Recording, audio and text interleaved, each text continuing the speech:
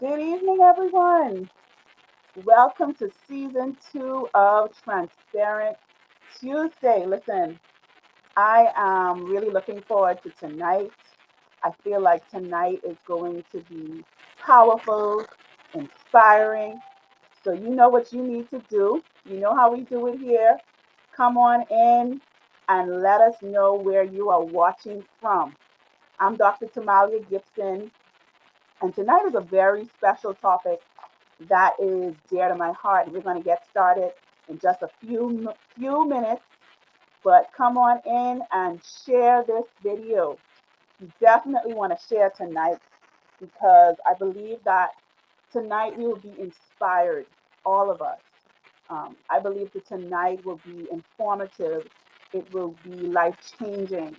And we have a very special guest here with us tonight that I'm just really looking forward to chatting with her, and we'll start talking with her in just a few minutes. But what I need everyone to do, because we need to send this message about mental health all over the world. I need everyone to stop right now and go ahead and share this video. Share it on your page, share it on all of your platforms, share it on WhatsApp, share it in your groups. Just go ahead and share this video.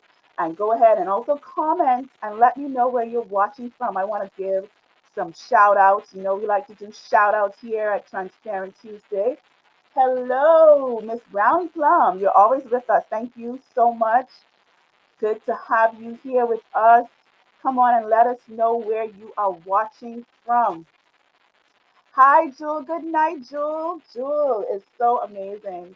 Jewel was our very first guest ever. So she made history. Very first guest ever on Transparent Tuesday in season 1. Come on in, everybody. We're going to get started in just a few moments. Tonight, our topic is on overcoming suicide and depression. So, we're going to be talking all things mental health, all things depression, suicide. We're going to have a nice time of sharing. I think that we're in a place now where people are more open. People are becoming a bit more open about talking about mental health. And that's very, very exciting to see because it's so necessary. And myself, those who don't know me, I am a clinical psychologist. And so this is a passion area for me. I think that we need to get rid of all the stigma associated with mental health and getting mental health counseling, and know that it's okay to talk to someone about how you feel. It's okay to not be okay. And and tonight we're gonna just hear transparently from our guest her own story of dealing with depression and dealing with suicidal thoughts, and her whole process of going through that. And I think it's good to hear stories like that because then we realize that we're not alone. Because sometimes it can feel so isolating when you're going through mental health challenges. It can feel isolating when you're going through stressors. So we ain't alone, y'all. We ain't alone, okay? Good night, Sonia Gator. Good to have you. Thank you so much for joining in. Hi, Janae Lightborn. Beautiful lady. Thanks so much for joining in. And I'm going to get started by bringing on our guest because we're waiting to hear from her. Tonight we have with us Miss Ayesha Cleare. And Miss Cleare is I would use the word phenomenal to describe her. I think that she is extremely intelligent, she is extremely resilient, and she has so much to offer this world. And when I thought about the topic, we actually had this pre-planned. People probably thought that we just planned this due to recent events of the sad, unfortunate suicide of the former Miss USA, the former Miss USA. And I know that that post went very viral, and people have been talking about suicide, and people have been talking about depression. But we actually had this plan from several weeks ago. I invited her on the show to share her story. But I think that God's timing is just so perfect that He orchestrated it to be at a time where people are now having these conversations. People are now more open to talk about mental health. So, without further ado, I want you all to continue to tag 10 people, tag 5 people, share this video. And I would love to invite to and welcome to Transparent Tuesday, my special guest, Miss Ayesha Cleare. Y'all, come on and throw up all the virtual hand claps. Come on and make some noise. Oh, so good to see you, lady. Hello, everyone. How are you? I'm good, thank you. How are you? I'm awesome. Listen, I've been looking forward to this show so much, Aisha. I've been looking Yes, forward to sitting and talking with you because I think that you are just amazing. I thank think you. that the world needs to hear your story. Your transparency is so refreshing. So, welcome. Good to have you. Thank you, and thank you for inviting me for the first season, second season? Second season. Yeah, second Second season. season, yay. Already. But listen, let's jump right into it. We want to hear about you. We want to hear your story. So if you could just start by telling us more about your story, starting with your childhood. What was your childhood like? And you can take us through the trajectory of your life. Okay, so story time. My Yeah. childhood, what I can remember, I was very reserved and quiet. Um, I am the third of 4 children. And when I was, I think about 9 months, my mother got pregnant. So my sister and I, if it makes sense with the calculation, are 18 months apart. So Wow. I'm like, I didn't have the opportunity to really be a baby, if that makes sense.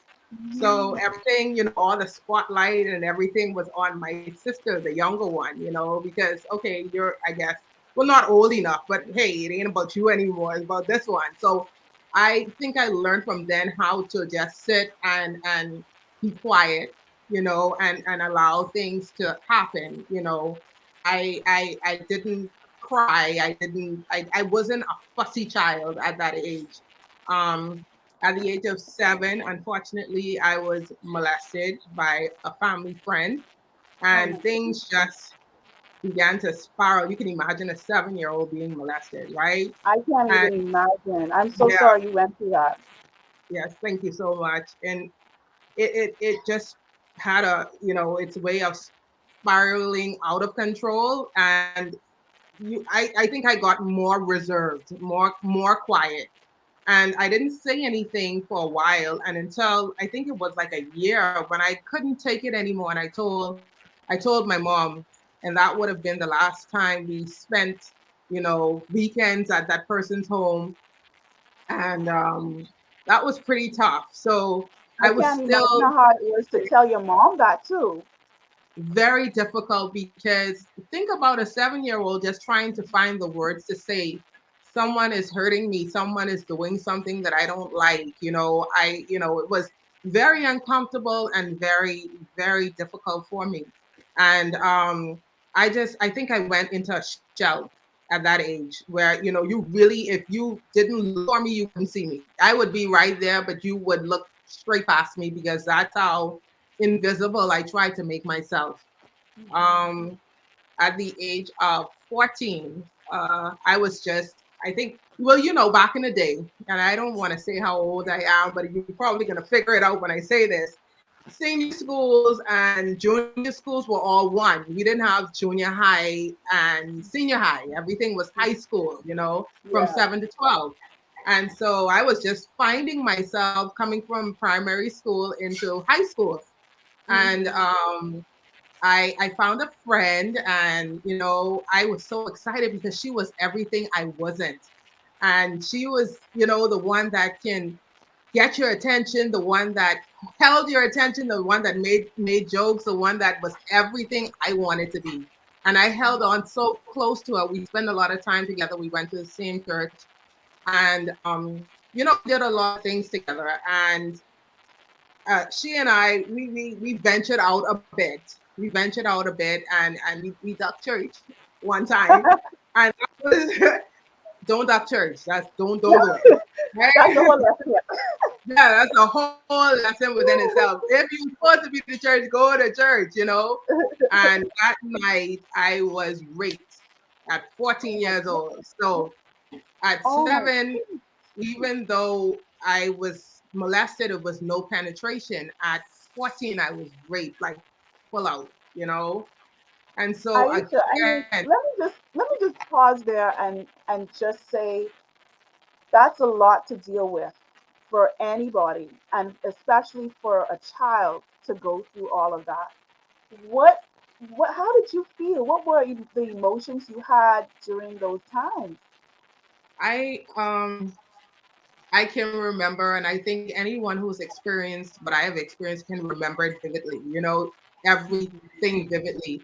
And I I can't explain, put into words like what I felt, the violation, the fear, the shame, the guilt, if I had done it this way, if I had stayed, if I had, you know what I mean? It was so many things going through my mind. And at 14, you're still a child, you know, you're Yes, still a baby, basically. absolutely.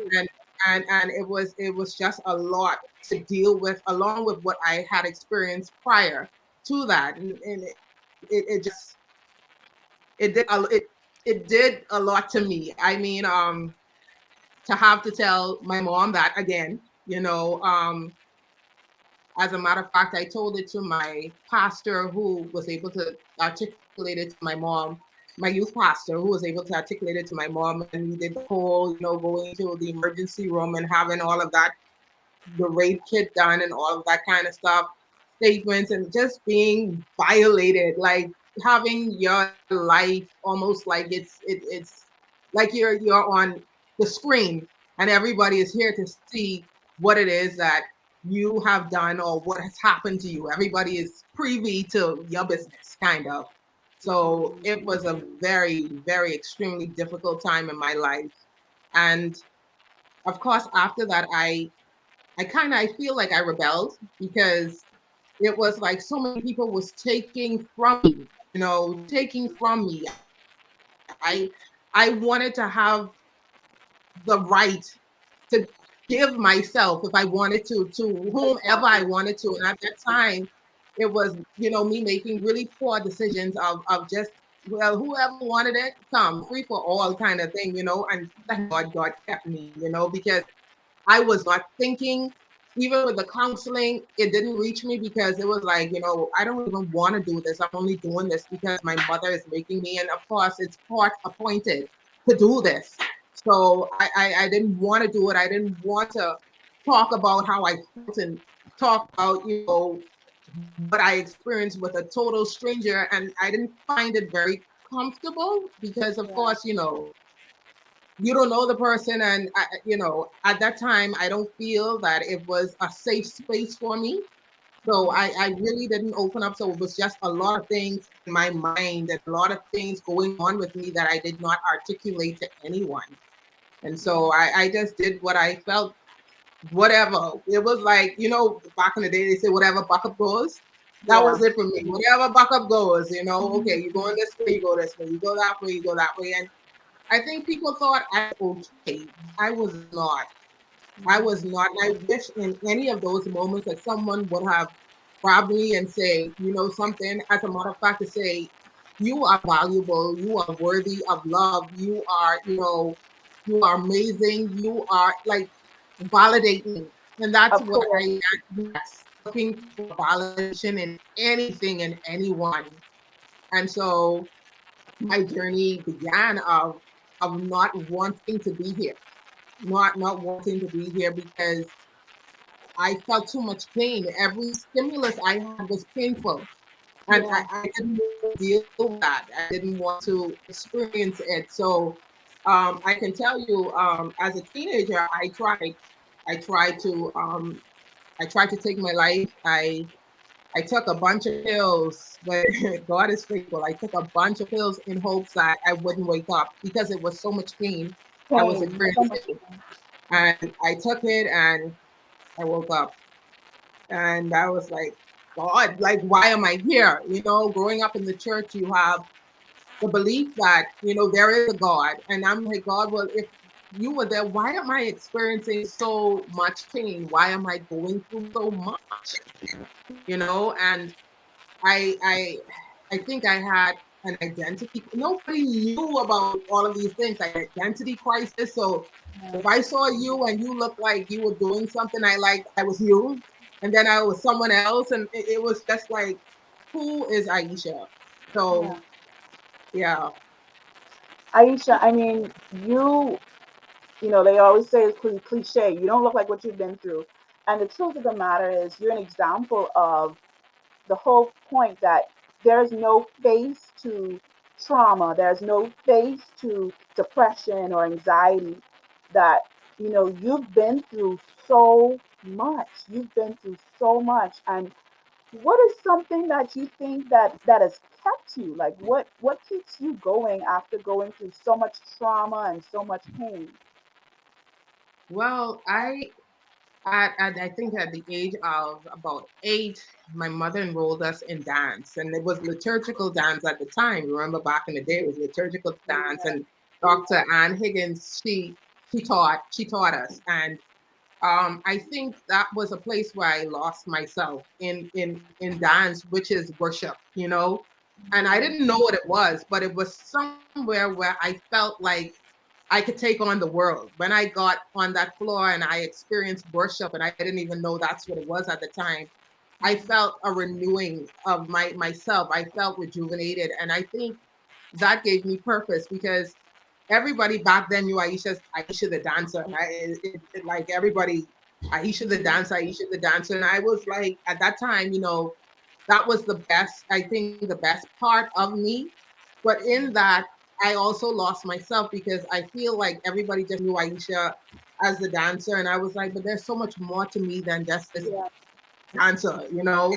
Like, could you see me? And I for many, many years, I was like, could you see me? Could anybody see me and see the pain that I am experiencing? Can anybody just reach out and touch me and tell me it's gonna be okay, you know? But you know, it was a journey, and I thank God for His faithfulness. I just thank Him for His faithfulness in my life.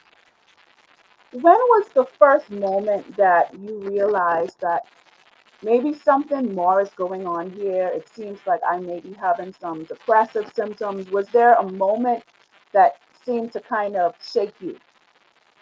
Okay, so I went to university I started teaching in 2000. I can't remember, somewhere in 2000, right? And then Mhm. I took off and I went to university and I was graduating in 2011. And my mom and I didn't have a really good relationship until about my second year of college. We were like inseparable. I would call my mom like 3, 4 times a day.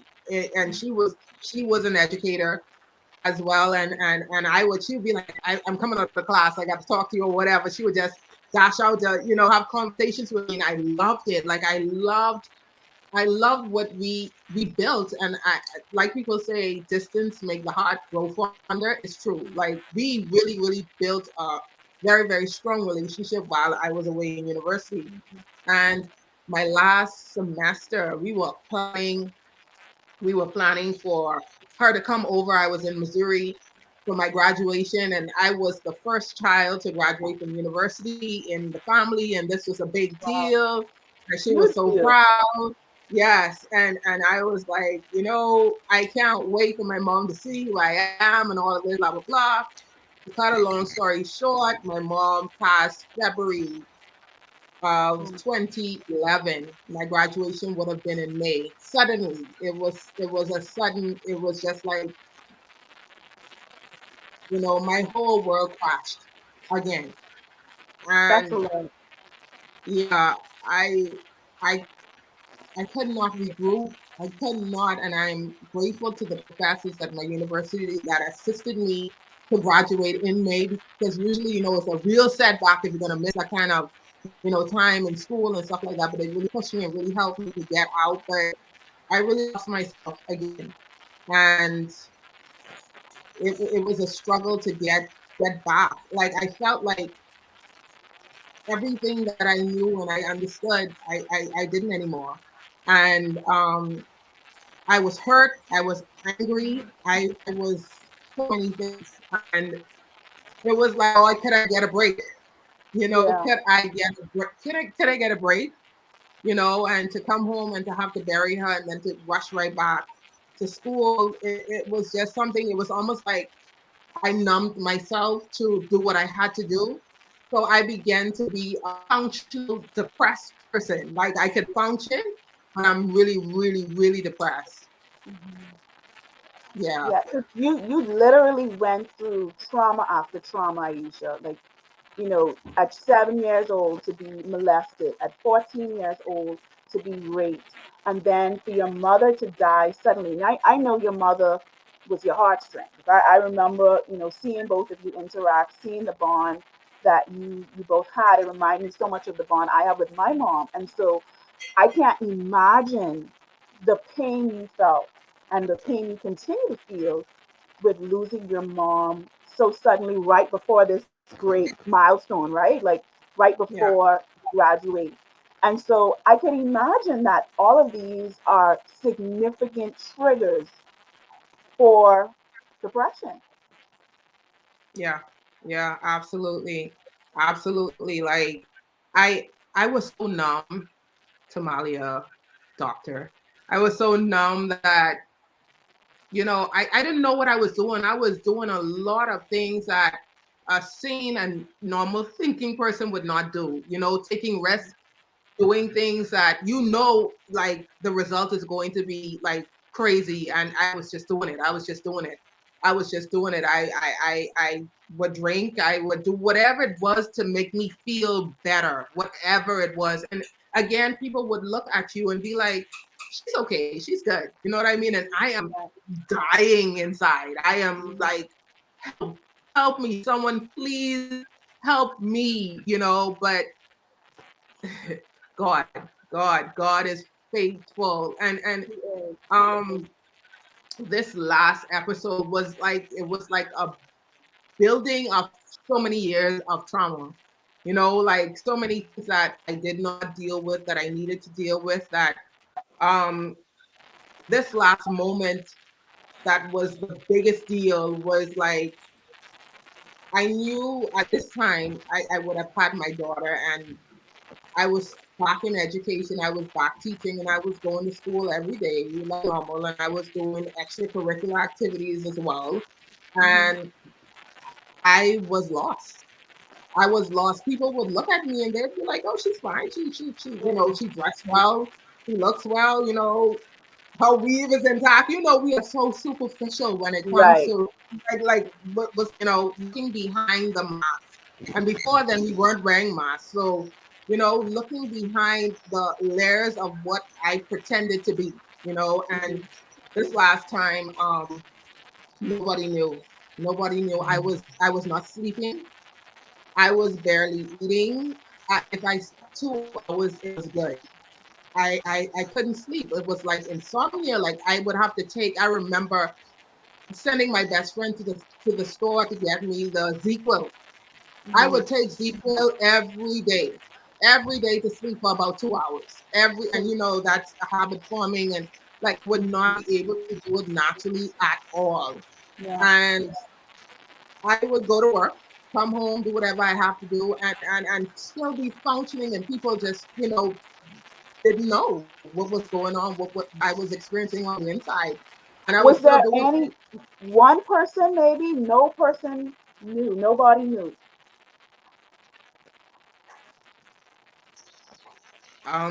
no, I remember one day I went to work, and this colleague of mine, she said, "Are you okay?"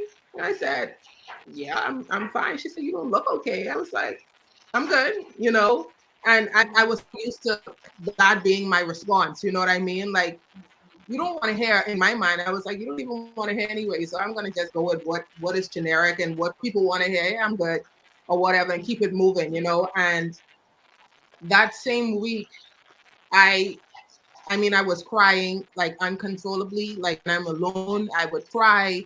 When my daughter is sleeping, I'm just crying, crying, crying, and I cannot tell you what I'm crying for. It is just like, what is going on with you, you know? And I was like, I could do this. I could fix me. I could do it. I could do it. And Yeah. this one night, then that night, I sat in my vehicle and I had the plan. I said I was going to drive and I was going to accelerate my car and go into oncoming traffic. That was the plan. And I was sitting there and I said, I'm going to take my daughter with me. I'm not going to leave her here for anyone to mistreat her. I don't want her to experience anything that I would have experienced. And I said, I'm going to take her with me. And this is the plan. And this is what I'm going to do. So I'm sitting in my vehicle and I'm just crying, like flooded with tears. I'm just crying, crying, crying. And I messaged somebody on actually on Facebook. I messaged somebody and I said, God, if she answers, then she's gonna be able to help me. Wow. And I messaged and I said something, I don't even remember what I said. I said, I am going to, I feel like I'm going to kill myself or something of that sort. I can't remember. And she said, where are you? Immediately, immediately. She Quick like, I don't know, response. immediately. I don't know where her phone was. I don't know. And this wasn't someone I speak to all the time. This isn't someone that I have a relationship with. This is someone that just out of the blue, okay, God, let me try this person. Mm. And she responded immediately, where are you? And I was like, I'm in my vehicle. She said, is the vehicle on? Like, she just jumped into acting immediately. And I was like, no, it's not. And she said, are you okay? I said, no. First time for a long time that I was honest enough to say I was not okay. That must So have she, taken a lot for you to say that you're not okay. yes, yes. Because people look at you and they see what they want to see. You know what I mean? They see what they want to see. I mean, makeup don't hide as much as we would want it to hide the pain that some people feel. Sometimes it just oozes out. You can see someone is hurting and someone is going through. And I think sometimes we also need the spirit of discernment. I mean, the world don't have that. I mean, some people do, but we need to use that spirit to see beyond what people say and Exactly. go, what's going on in the heart. So she called me and she talked to me and I could not respond to anything she was saying. She just talked and talked and talked and talked. And I cried and I cried and I cried and I cried. And she said, I'm talking to a psychiatrist right now. And I was like, okay, like, where is this going? Because I have walked around. I was okay for so many years. Now the truth is coming out that I am not okay. And not Yeah. only me hearing that I'm not okay, but I'm she's already directing me to a psychiatrist who is going to help me. And I'm like, in my pride, I don't need Mhm. that. And I So don't need at this Mhm. point, you hadn't been for therapy, except for when your mom encouraged you to go as a child. Is that correct? Yeah.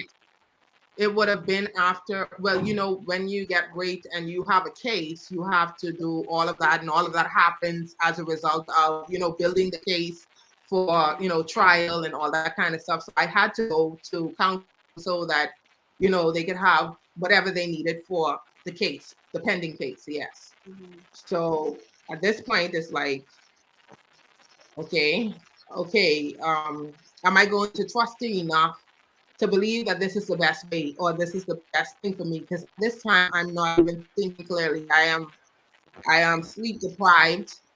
It Mhm. is so much going on, and I'm like, okay, okay, you're talking to a psychiatrist. Okay. So she said, she said, do you have insurance? And I was like, no. So she said, okay, he works at PMH. And I was like, mm-mm. The stigma with PMH, I was like, I ain't going no PMH. I am so sorry. And all of what I was experiencing, I Yeah. still had pride enough to say, I ain't going no BMH. Nope, nope, nope. So she said that I'm going to need you to promise me you're not going to go in your vehicle tonight. You're going to go inside and you're going to wake up as early as you can and go to PMH. And I was like, yeah, okay. You brush it off like, yeah, I'm going to do it. And in my mind, I'm like, I ain't doing that. Mm-mm. No, no, I could deal with myself. I could do whatever it is I need to do. And the next day I got up and the pain and the darkness, it was so dark and the Yeah. hole was so deep. And Well, I looked what at my, Aisha, what kept you? Because that's hours later. What yeah, kept you from committing suicide those hours? I don't know if it was just the fact that someone hurt me for the first time, like me, Yeah. like I wanted to, I feel like I needed to actually live up to what I said I would do because you did something for me that I feel that I didn't have, so if you if you stuck your neck out for me and if you were there, the least I could do is to promise you that I wouldn't do anything, you know. It Um sounded like you committed to that plan that you created with yes, her because you felt heard for the first time. yeah, Someone listened to you, someone heard you, someone validated your experience. You felt, you can be open with her, but also the fact that she gave you very specific things to do, you felt like, okay, well, I have to commit to this, yeah, and that's yeah. so important. That's so Mhm. important. And as a matter of fact, that was very important because at this point I didn't know what to do. As in, like, at this point I was so blank that even to take a bath, it was like, okay, what do I do? Because I honestly, I was so clouded and foggy in my thinking. I didn't even Mhm. know, okay, should I do this now? What should I do? Like the sequence, Yeah, it was all like, I don't even know if that makes sense, but that's what was going on in my head. So yeah. she was like, go inside, like she gave me a recipe how to do what I needed to do. Go inside, take a bath, lay down, and this is what I followed. Like this plan that she set for me, that was what I followed, and um that's what I did. The And next that's morning, honestly so in the field. Just kind of so you could see from a psychological lens in psychology. If I'm assessing someone for suicide, one of the things we have to do is create a very specific plan. Is, mm, this is what I'm going to do. This is who I'm going to reach out to. These are the things that I'm going to remove from my house that can be harmful. I'm going to create this plan. I'm going to commit to you that I'm not going to commit suicide over the next several hours when I won't see you. You have to create a very specific, tangible plan. And I'm so yes, glad that you reached out to someone in that moment yeah, who kind of basically knew what to do, and who took the time to listen to you and to hear you and to validate you. And I'm so yeah, glad that you had the resilience and the strength to do that. yeah. I am so grateful to her. And the next morning, I looked at my daughter and I was like, if I don't get help, I'm going to follow through with this thing. And you deserve to live. You haven't even lived your life yet. I need to be responsible enough to deal with me. And so I'm going to do this. So I jumped in my car. I took a bath. I did do that.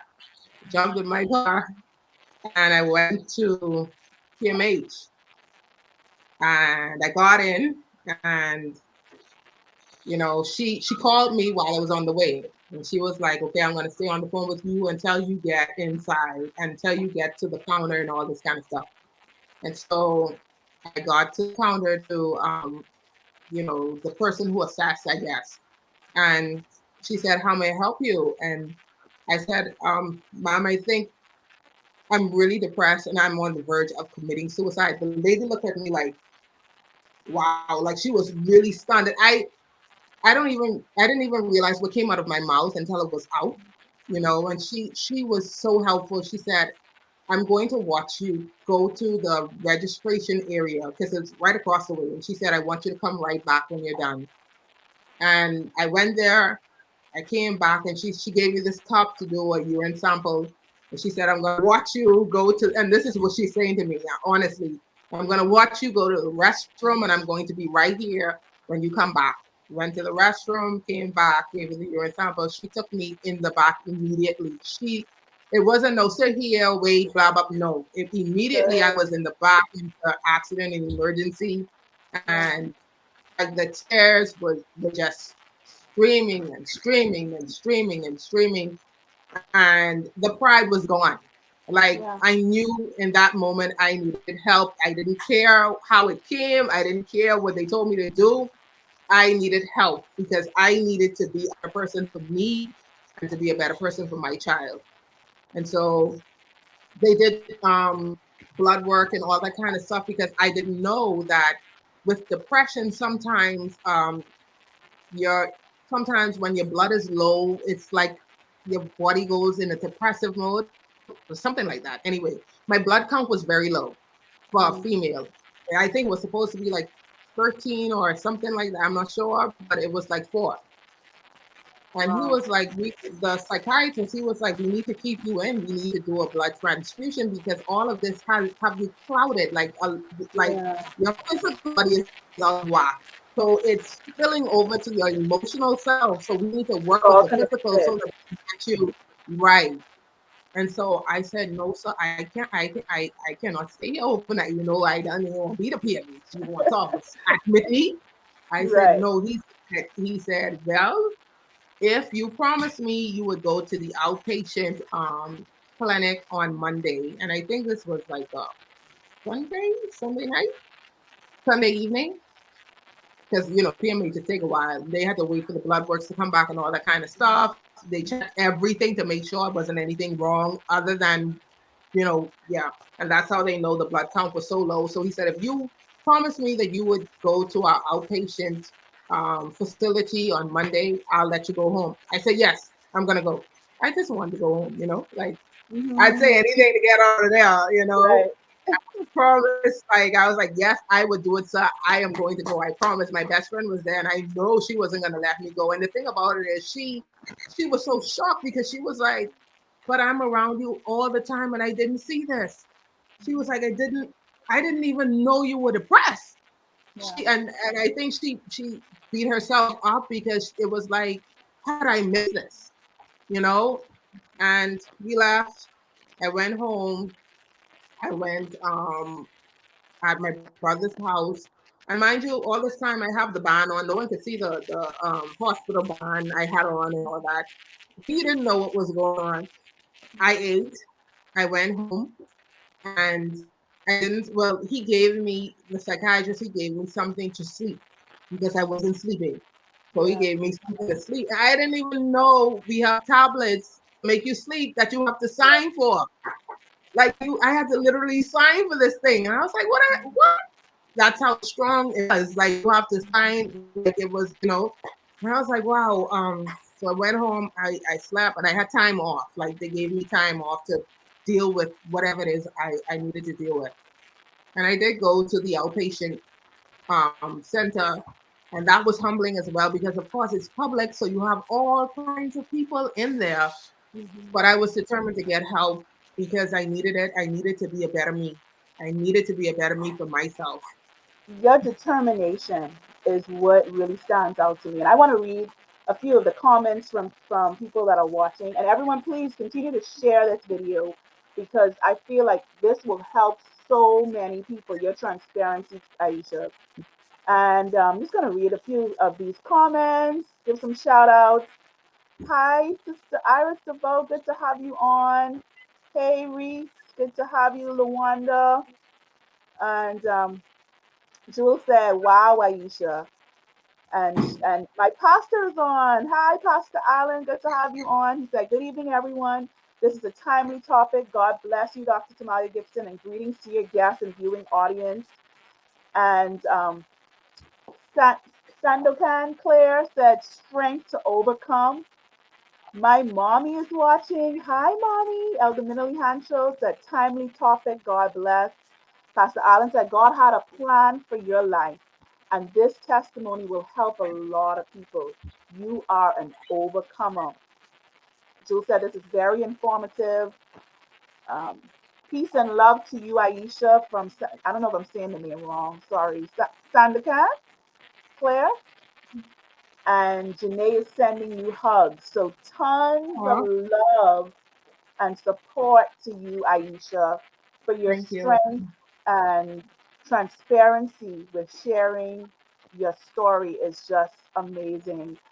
And I want to talk about some of the signs and symptoms of depression because you mentioned some of them, but there are people that are watching right now and they're literally wondering, am I depressed? Like, I don't know if I am, if I'm not. And so if we could just go through some of the signs and symptoms, can you help us go through that? And I'll tune Sure. in as well. Okay. Well, for me, it was I was not sleeping. That was one. Like I could not sleep. My mind was just going and going and going and going and going. Um, I would have anxiety attacks, like literally where you can't breathe, kind of.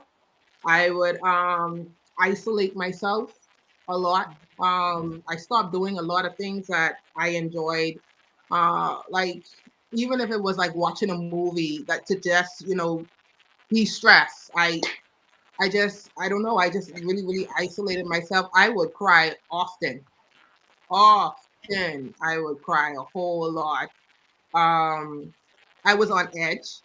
Like anything had me on edge and anything felt like it was directed to me. Even if it wasn't, it felt Yeah. like it was directed to me, like even if you said something general, I took it as personal to me. Yeah. Um Irritability is one of the signs of yeah, depression. Yeah. yeah, yeah. My For me, my body went out of whack. It was like just a lot of, I think I experienced like some headaches. My eating habits were, I don't know, all over the all over the place, Yeah. all over the place. It was it's some things I really can't articulate, but what I learned yesterday when I was on Beyond the Headlines, from the doctor that was on, she said that if you are experiencing something for like about 2 weeks, then you are depressed. Like if you're crying uncontrollably and someone asks, well, what's going on? And you can't even articulate that, and it's going on for like 2 weeks consecutively, then you are, in that depressive mode. And I didn't even know there was such a thing as major depression. When he said that you are major depressed, something like that. But he said major depression. You are experiencing major depression, and I was Yeah. like, what's that? What's that? I mean, Because there are like different types of depression, kind of like right. different grades, different levels, different types of depression. Yeah. I And so didn't that even was know. like a eye opener for you, it sounds like. It was, and he initially wanted to put me on medication, and I was like, no, Hmm. no. And this is where, like, I think more strength came. I was like, doc, and kudos to people who have to go on medication. I just wanted to try to figure it out on my own. Let me see if I can find the strength, because shoes, I've been going through so many things. I should be able to push through this. I said, let's try this without medication. And if I really, really need it, then we're going to go that route. And he So at respected least you that. were open to it. Because Yes. Yeah. just to kind of put research out there, the research shows that for depression, therapy and medication, when they're joined together, are more effective than either of them apart. And Yeah. so, um, if someone is being encouraged to take medication, there's no shame to it. I want to put Yeah. that out there. I'm Yeah. on medication but for physical health reasons. I take that faithfully every day with no Yeah. shame. Depression is a physical issue as well. The brain is actually different for someone who has depression. And so Yeah. just as when we have a broken arm, we go to the physical medical doctor. When we have depression, we have anxiety, when we have stresses in our life, it's okay to get the help that we need for our mental health as well. So Mm-hmm. Kudos to you for being open to, open to the idea of it, and also for But I speaking up for what you mhm. wanted. Yeah, I think for me, because I grew up in a home where mental health was like kind of taboo. I was Yeah. like, you know something? If I go on this, they're gonna think I'm crazy. And this is my thought. I'm gonna be honest. I don't want to Yeah. go on any. Let me try. Let me try. And I think that's what pushed me. And then Yeah. to be in a society where mental health is a taboo subject, you go into a Yeah. psychiatrist. What's wrong with you? Only crazy people go to the psychiatrist. Only crazy people have to have those. And so in my thinking thoughts, I was like, God, let me try to do this without medication because I don't want to be labeled any more than I Mm. possibly would be already. And the thing about it is that label thing is what bothers me so much. And this is why, Aisha, I do things like this, that shows like this. I do forums like this because we need to get rid of the stigma associated with mental health and with seeking mental health treatment. There's nothing wrong with getting medication. There's nothing wrong with getting therapy. There's nothing wrong with talking about how you feel. And I think that you are the perfect example of that, Aisha. You are literally the poster child, if you will, of what it means to go through so much pain, so much trauma, but to transparently share, well, this is how I've dealt with it. It's not easy, but look at you. Like you are pushing your way through the various challenges that life has dealt you. And I think that that's just amazing. You are amazing. You really are. Thank you. Thank you. It was an And so, experience. yeah. hmm When I came back, because I think I was off for about 6 weeks from work just to deal with all of what I needed to deal with. And when I went back to work, I had this card, the sick slip card thing, and it said Sandlin's on the top, right? And I was like, Jesus, now I gotta pass this card to my principal, and she is Mhm, going to see mhm, because that is not discreet. That's what they use. It is what it is. That's what they use. And so I was never admitted to Sandlin's. I'm just saying, but that was the mhm. card that we had to use. And Yes. when I took it in, I was very uncomfortable, very embarrassed, and Because you didn't I know how passed. people would react. No, I didn't know, and I was still, kind of like ashamed of what the experience. People don't talk about these things, and so I Mm, passed it to her, and she looked at it, and she was like, "Okay." And then um, she, I don't know what she did, but the secretary came back with a copy where they printed it. And now, listen, I gave it to the principal. She gives it to the secretary to copy, and I'm like, "Don't you think this is a confidential thing? Like, how could you? How could you breach this right. like that?" And I mean, and so when the secretary came, she brought the thing back to me. I was like, "Oh my god! Like, did she do like?" So I sign it. I sign it and I send it back. And then I went to her and I said to her, I said, "Did you not see what the card said or what was on top of the card?"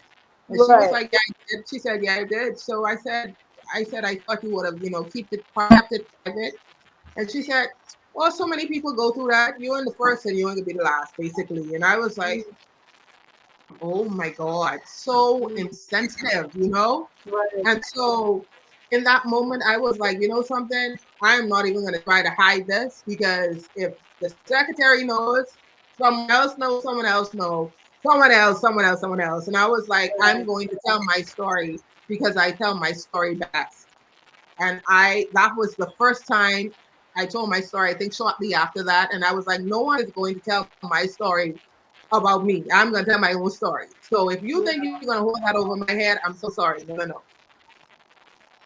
Yeah. Yeah. I mean, I'm hmm so sorry that happened to you, and that frustrates me because these are the reasons why people often don't feel comfortable opening up, because if you have a confidentiality risk, if you Yeah. feel like people will not be supportive, it doesn't make it easy to share what you're going through.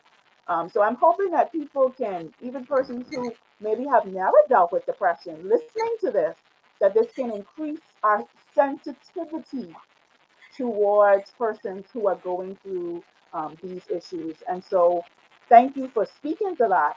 And I'm hoping that we can decrease that in our society. But I want you to also share about what is something that you think is often misunderstood about depression. Um, I think with any mental health situation, I think the biggest part is the stigma. You know, like you have to be crazy if you're experiencing this. You know what I mean? And that's why people suffer in silence.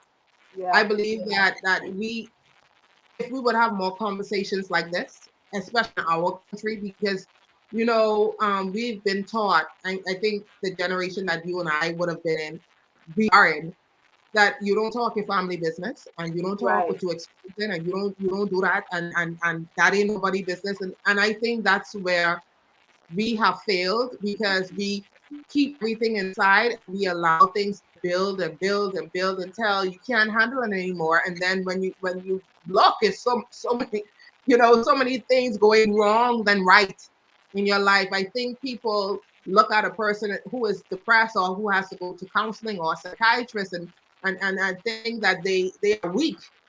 Mm, honey, honey, I believe it takes strength to go to those places, strength to say, plenty, something, I need help. I need plenty. help. Yes. And also, I believe that people feel because we don't look at mental health as health, that if you have to do that, then something you must have an imbalance or something wrong with you. Like everybody don't do that. And I feel that everyone should do that. I feel that even children should Everyone. have the opportunity to go to a counselor and have conversations. I believe that we need to just break the barrier that we have in this country about mental health because it's really hurting us as a people. It really is, and that's why I think that you are an amazing advocate for mental health, sharing your story so transparently and really giving people information because a lot of it is just that people don't have information. There's a lot of Mhm. false information out there about what it means to be depressed or what it means to have a mental health issue. So thank you so much for sharing that. Aisha, what do you do to cope with depressive symptoms? What helps you get through on, let's say, your lowest day or if you're triggered by something? Let me get this out of the way. I told him I would shout him out. Marley, hello. I hope you are watching, and I hope that you're going to do what you promised me you're going to do tomorrow. And he knows what I'm talking about. And so this is so important for so many people. If you only know, if you only know. What I do is a lot of times I pull back. Mhm. I pull back. Yeah, I a lot of times I have to pull back from social media platforms with if there's a lot of sad stuff going on or if, like what happened with Miss USA, I have to retreat. I yeah, have to retreat because if I allow all that to be dumping in on me, honey, I'm going to be in a place that I don't need to be. So I pull back. I use time. I pray. I mhm, pray. I pray. I have built a relationship with God that is so important to me. I pray. I read the Word. I read uplifting books, inspirational books. And then if I feel some type of way, I try to articulate it as best as I can to someone. And I'm a writer, so I write a lot. So that's writing is that's another great. way. Yeah, Just yeah, I get it out. Journal, journal, journal. Yeah, journaling. yeah. Yeah, and I ask you that because there are some people right now who are trying to find ways that they can cope. They need tangible, specific things, and I think that those are all amazing things that people can do to cope. Definitely, I would recommend therapy, of course. Yes. Um, Therapy is so helpful because you have this person that's unbiased, that can hear you out, that can give you support, can give you strategies, that can listen to you, validate your emotions. Because a lot of times we just don't have anyone to validate that it's okay to feel the way that you feel without judgment, you know? And therapy is a very safe space to do that. Also, physical exercise is very important because it Yes. helps a Yes. lot. It literally helps a lot. There's tons of research on it. with how it helps with depression. And so doing things that we can there these are just a few things that we can do, and also changing our way of thinking, changing from the negative thoughts, trying to think more positively. And I can hear the undertone of that with you, Aisha, like how you have been kind of working on the way you think about things. Yeah. Yeah. Um, and going on the beach as well and listening to the waves is very therapeutic for me as well. Like just sitting there and watching the waves go in and out Yeah. and that sound, it helps a Mhm. whole lot. So We're it so is a lot. fortunate in the Bahamas. Yes, yes. We don't have to download those stuff. You could actually go to the beach and listen to that. You know what I mean? Man, So listen, as I do therapy in the States, I've done therapy in the States for many years, and I would actually have to play the CD. And, I'm wow. like, we're so blessed. We have it in the Bahamas, you just walk to the beach. But I would actually have to play the sounds of the beach for my I know, clients, right? and that's very different.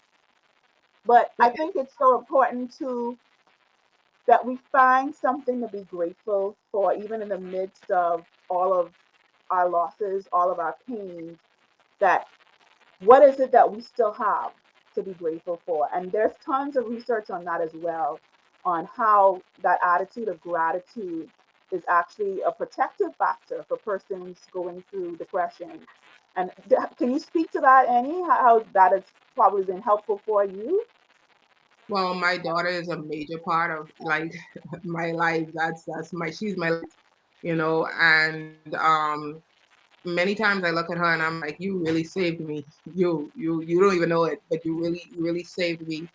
And to be a parent, some people look at it and it's like, oh, you're a single parent, whatever. But to be a parent and to push through whatever you're feeling, because a lot of single parents experience loneliness and times where they feel like it's just me, and like Yeah, it's an isolated situation. It's just me experiencing this, and not many things that we experience is an isolated event. There is someone somewhere who has experienced the same thing. I think making places comfortable, like making spaces comfortable, is so important. Even if the church can, because a lot of times people think, oh, we could cast this demon out. This is a demon. If we could all come together and realize that, honey, this is something that you need to deal with, like beyond the spiritual. I mean, spiritual yes. is good, but you're gonna need to get help. You And you know you what I need mean? therapy. Some people go, yeah, some people go to, the church counseling. I have no problem with church counseling, but you may need specific help for your situation. And Yeah. sometimes people in the church don't have that kind of they're not equipped to take Training. you Yeah. right, the training that to take you where you need to go. And it's okay. Everyone has their place. It's like, the body has different functions, the head, the hand, all these things. And all of it makes up one body. So we have to be okay in knowing that, hey, this person needs some help and I need to just find them the help that they need, along with my prayers and along with my encouragement. I just need Yeah. to direct them. And I think that helps. And what I found out as well is we don't have a lot of public psychologists or psychiatrists. So the wait for therapy is long. Hmm. Like there's the hotline. Like we had a situation today, and I was like, "What is the hotline number? Like how?" I'm not talking about calling the crisis center because we ain't doing that. If someone is feeling depressed and suicidal, there needs to be a hotline for that. Because when I call, I don't need to be telling you I depressed and I suicidal. You know why I call in the hotline. We can come Right. there. But we need to be proactive rather than reactive. We're very reactive in this country, and it's frustrating, So Yeah. I pray that the people who have the power would make the changes that is necessary to help our people live a Yeah. better life. Yeah. We need some systemic change for sure, Yeah, and yeah, we need to yeah, see the value in yeah, mental health. yeah. But speaking of phone numbers, I do want to leave some phone numbers for people. The National Crisis Hotline in the Bahamas. There's one. Someone could please type these in the chat: 1-242-322-2763. I need about people to type that. 422-2763, and that's 1242-422-2763. And a hotline in America is 1-800-273-8255. 1-800-273-8255. And that's a public line. It's toll free.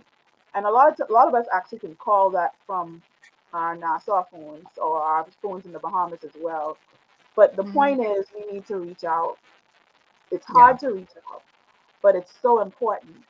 And I think that if there's one thing that I want people to take away from tonight is that you're not alone.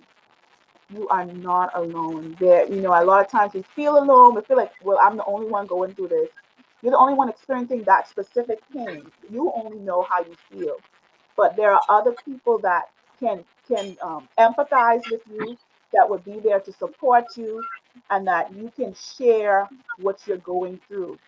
And so, Aisha, I think that you are phenomenal, and Thank you you. exemplify what it means to reach out, to be transparent, to share how you feel. That takes nothing from you. In fact, what it did is it made us admire you all the more. It made us admire your strength and your resilience. And Thank so you. I want to encourage people to do the same. Let me just read a few of the comments. Um, Janae sent you hugs. Erica Williams said, I'm watching from Exuma. Just happened to stumble on this live broadcast. It's very interesting what I've heard thus far. Thank you so much for watching, Erica. Patrice Saunders said, keep on sharing your story, Aisha. You are inspiring many. Thank you. Janae Lightborn said, I personally didn't feel okay having to take medication. I was referred to a psychiatrist. I was underage and uncomfortable with opening up, but I didn't have a choice. And thank you for sharing that, because a lot of times, being underage, it's all the legal rights and everything. It can be really hard. And this is where I would encourage parents to still listen to what your child is telling you. Listen to your child's comfort level, because treatment is better when they feel comfortable or they feel like they have a safe space to Yeah. open up. Pastor Allen asked some questions, and this is a good segue because we are moving into the question and answer period. And he said, at what point should a person decide to see a therapist? That's the first question. At what age I decided to see a therapist? At what point should a person decide to see a Oh. therapist? I think honestly, I think therapy is important at any time. Like to just offload, you know what I mean? It's so Yep. normal. Like it's so normal in the United States. It's so normal for people to just go to therapy. To they do family therapy and they're just having conversations. I believe it should be a part of life. It should Yes. be a daily, like something that is normal, like how you go to the doctor, or how you I don't think it should be an event for you to go to therapy, or something that is triggered, you to have to go to therapy. I think it should be something that you do on a daily, like Yes. normal I basis. agree. Like okay, yeah, we do therapy as a family, Yeah. or we do therapy. Yeah, that's important. I 100% agree with you. Have a therapist on speed dial. Have someone Hello. that you can go to regularly to talk, because Absolutely. Yeah. what happens, Aisha, what's the problem is a lot of times we wait till we're on the way end. It's kind of like you have that toothache, right? And you know that Hmm. that tooth is hurting, but you're going to wait because you're like, I ain't going to no dentist. And you wait Hello. until it's so extreme Yeah. that it's like when you go now, you're in so much pain. It's Yeah. overwhelming, and now you're in a crisis mode. I would say go Right. before you are in crisis mode. Go now, Right. in fact. Because the truth of the Right. matter is, all of us are going through a number of stresses right now. If just the pandemic, that alone, we all need therapy for that. Dealing with Hello. COVID. So go now. We both agree on Hmm. that. Yep. Number two, his second question is, if a person is unable to afford one, are there other means for them to receive help? And that's a great question. A lot of times there are psychologists who would do sliding scales. So if you reach out and you say, listen, I really know I need therapy, but I do not have the means to pay. Some psychologists will do that. Some therapists will do that. Also, if you are based in Nassau, Bahamas, the Community Counseling and Assessment Center is on College Avenue. You can reach out to them as well. Um, and if you are, because there are people watching from all around the world, I would say you can even do a simple Google search and just look for therapists that do like sliding scales. You might even have, with your job, a lot of times employers actually pay for therapy or a certain amount of Yeah. therapy for Yeah. their employees. So you just have to do a little bit of research, and you can definitely find resources. Right. And my godmother is on here, Apostle Agnes Glinton. Hi, Goddie. She said, "Good evening, everyone. God bless you, Dr. Gibson, and your guest, Ayesha, for sharing her story. So many others are being helped knowing they are not alone. Blessings." Awesome. Thank you so much. Pastor Allen has another great question. What are some of the signs to look for in a suicidal individual? That's a wonderful question. You want to speak to that, Aisha? I think if you are very close to the person, if you notice that they have withdrawn, if they aren't doing anything that they used to do, and it's like, everything is like, I don't want to do it. Like they're more pulled back. If you see them and in conversation they are talking, I've learned in past tense, like they don't have anything to talk about in future terms. Like that's something to check on as well. Because usually for someone who, wants to do something, you would hear them talking about, the past is no future, is no what I'm going to do in the future, is no, they don't have any plans for future movement. Um, Someone who was once a bubbly person and they're just there, you know what I mean? It's time to ask questions that are kind of sort of uncomfortable, but coming from a loving place. You know what I mean? Because some people just want to know that they're being seen, Yes. and for you to see them and to acknowledge, hey, I've noticed that, you used to do this and you're not doing it anymore, Mhm. or, you've pulled back, hey, you want to talk, I'm here. Just hearing those words is so important to some It is. people. You may save a life just by checking on someone and really, really being concerned and genuine in their care and in them. So I'd say that. Definitely, that's a great answer. Thank you so much for that, Aisha. And please, everyone, please go ahead and type your questions. We're going to take a few more minutes of questions. Anything that you have for Aisha or myself to answer, we are here to answer those questions. And you can give your comments. But what I need everyone to do right now, if you have not shared this video, please go ahead and share this video because you can't take it for granted. There may be someone on your timeline that is considering suicide, and this very video gives them hope. And one of the biggest risk factors for committing suicide is hopelessness. That's research. We've researched it and we found that one of the biggest feelings is that of hopelessness. So if we can instill hope in people, if we can instill hope in persons, then we can help people to live, to keep living, to keep believing. And that's what I hope that people would receive from tonight is some hope. Yes. Pastor Allen said, Amen. Some people think it is a problem to get help. And you're so right. It's so important that we realize it's okay to reach out, it's okay to get help. Any other questions? You can go ahead and type them as we prepare to wrap up. But I want to just recap because some persons might have missed this. When Aisha shared her experience with depression, I want to just make sure I recap some of the signs and symptoms of depression. Overpowering feelings of sadness, feeling hopeless, worthlessness, irritability, isolating oneself, feeling more tired. Some persons they eat more, whereas some people they eat less. So changing in your eating, changing in weight, you may gain weight, you may lose weight. It just depends on the person. You may have difficulty concentrating. You may notice difference in your sleep where you're either sleeping way more than usual or like Aisha experienced sleeping way less than usual. And so depression could present differently, right? And this is why you need to go into a professional who can properly assess what's going on with you and give you the help and the treatment and the resources that you need. But I want to say this.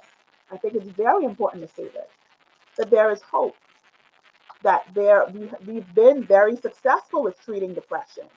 And we know that there are certain things that can help decrease depressive symptoms.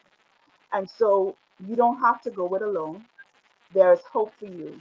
And I hope that you would feel comfortable enough to reach out. Yes. Any other questions before we wrap up for tonight? Aisha, I'd like you to speak to someone right now who is contemplating committing suicide. What would you say to that person? Well, I would say that you are important. And I know right now you don't feel that. I know right now there are so many thoughts flooding your mind. I know right now you possibly feel seen. You've been through a lot, you've experienced a lot, and people just don't understand. You know, you feel lost, you feel alone, you're hurt, and you just want to get out and you just want to not feel the pain that you're feeling. And I want to tell you that there is hope.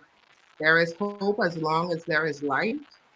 There is hope. As long as you are breathing and your heart is beating, there is hope. And if you would just reach out to anyone, you're going to be okay. You're going to be okay. You're not crazy. You're not alone. You're not alone. As much as you feel alone, you're not alone. There are people out there rooting for you. I am rooting for you, and I want you, and I need you to survive. So let's do this. Let's do this together. I'm on your team. We're going to do this. Thank you so much. I believe that that really encouraged someone to go on and to believe and to keep on hoping and that things will get better. I know it sounds so cliche and we don't want to hear it when we're in it because Yeah. life can be so hard, life can be so strenuous at times. But just know that there is hope, that this too shall pass. And Aisha, you know, I'm a woman of faith, and it's hard for me to leave my faith out of anything that I do because I've proven God to be in my own low times, because I've had a lot of low times myself, Aisha. Mm-hmm. You're looking at someone who has been through three miscarriages in my first year of marriage. You're looking at someone who's been robbed by gunpoint twice. Oh, You're looking at someone who has lost all of my money in business. You're looking wow. at someone who almost died just about a year ago from an autoimmune disorder. And then you're looking at someone whose father was diagnosed with two types of cancer right after I almost died. And so I know what pain feels like too. It doesn't feel good, but I've Mm-hmm. proven God to be someone who is reliable and who I could just be real with, you know. And that's what prayer is. It's just being real. It's really just saying, listen, God, I am having a hard time right now. I feel so in pain. I'm frustrated. I feel lonely. I feel like no one understands what I'm going through. Just being that real. And I found that in my lowest moments, when I'm so real with Him, He becomes more real to me. And He ministers to me and He encourages me and He strengthens me. But He also puts people in your life that can do the same for you, that can encourage you as well. And I want to read some of the comments. So I see we have some more comments came in. Hi, Shanta. Good night. Good to see you. She said, great topic. Yes, indeed, there is hope. And my pastor, oh, I love my pastor's transparency. And I want to first of all say congratulations to him. He was recently, just last night actually, he was installed as the senior pastor of People's Assembly, and we're so happy to have him and his beautiful wife, Minister Delarice Allen. He said, at the age of 19, I attempted suicide. I took a bottle of pills, and for 1 week, I was sick, couldn't eat Hmm. or drink anything, and no one identified. So, this Oh, information is necessary for parents and loved ones to know. This forum is a place of hope for many. Great job. That just gave me goosebumps. Wow. Pastor Allen, thank you so much for sharing that, because I feel like, especially men need to know. Let me Yeah. talk to the men right now. It's not weakness to cry, it's not weakness to say how you feel, it's strength. It takes a lot of strength to do what my pastor just did. It takes a lot of strength to acknowledge what you're going through. And we want to encourage our men to do that. Right, Aisha? Yes. Yes, most definitely. It's so important. Yeah, And what we've learned as well is, for men, when they have those thoughts of suicide, they they are successful. You know what I yeah, mean? yeah, Females are more of the ones who really are crying out for help. The men, when they get to that point, honey, they do more violent stuff, and you hear about a gunshot to the head or something. It's yeah. final. The So we means are need more to have, lethal for yeah, men. yeah, And we need to have unfortunately, yeah, a safe space for men as well. It doesn't take anything from you to talk about it, to share on what you're experiencing. So we need you as well, to survive. So we need to do this together. Everyone has a situation they're going through and experiencing. You're not alone. yeah. I want to read Lavette Brown's comment. She said, I went through the same thing in the past. But I told her, she said things like, this happens because you allow it to. Oh my goodness. I was admitted twice at SRC. I was put on medication for major depression. I'd stopped the Mm. medication and I feel lost again. My mom says I was looking for attention. And I'm so Wow. sorry, my dear, that you are experiencing all of that pain. I am so sorry that are reaching out and people are not really seeing your hurt and giving the support that you need. But I want to say to you, my dear, that you are very strong, and that I'm sorry that people didn't understand that you were crying for help and not for attention. And I want to say this: Mm. don't tell people when someone tells you that I'm suicidal or I'm depressed, don't say, oh, you're just looking for attention or you just need to Mm. be happy. Don't do that. Don't say, oh, we know you're not really suicidal. If someone tells you that they're suicidal, believe them. That's always the safer route. You not believing them is way more dangerous than believing them. And so, Lavette, I want you to know that there is hope for you, and that we love you. This community here, right here, this community here loves you. You are special. And I'm going to let Yes. Ayesha say something to you right now. Yeah. You're in a safe space, and Dr. Gibson has created this space. It's so amazing. I wish that this is on every platform. I wish every Bahamian has the opportunity to hear what we're talking about, and be educated on what's going on. But I want you to know that you're not alone. I've been there. I have been there. I have been there. I have been diagnosed with the same thing. I have fought, and there is a fighter in you. There's a fighter in you, and God has placed you in this world, and you are placed here for a purpose, and Yeah, you have to fulfill that. Someone is going to need to hear your voice just as you are hearing mine. Someone is going to need you to hear your story just as you are hearing mine. Someone is going to yeah, need you to push through and survive. We are counting on you. We are rooting for you. God has you. And I know that sounds like, yeah, all this God thing, but He does. He does. He is there and He cares, and He has placed people in your life to love on you. People who don't even know you. I've never met you, and it doesn't matter. We are here to love on you. We are here to walk and journey with you. We are here to encourage you to know that tomorrow, there is a tomorrow, and it's going to get easier, and it's going to get easier, and you're going to make it. Be encouraged. yeah. I want to say a prayer for all of our listeners. I want us to pray, because I think that prayer changes things. And I know that with all my heart. And just from the psychological point of view, there's tons of research. I know I keep talking about research, but there's tons of research on how faith and prayer helps people to be resilient, helps people to cope. And so I want to just pray. Heavenly Father, we thank you for this night. We thank you for Ayesha, for her being so transparent and sharing her story.